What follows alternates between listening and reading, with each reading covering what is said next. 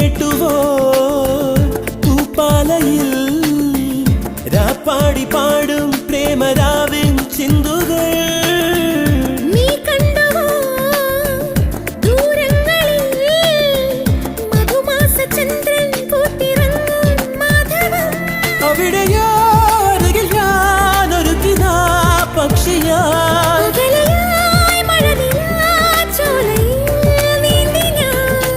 വിരഹമെന്ന പദമില്ല കവിതകളിൽ പിരിയുകയില്ലൊരു നിമിഷം സുന്ദരൻ എന്നോമൽ സുന്ദരി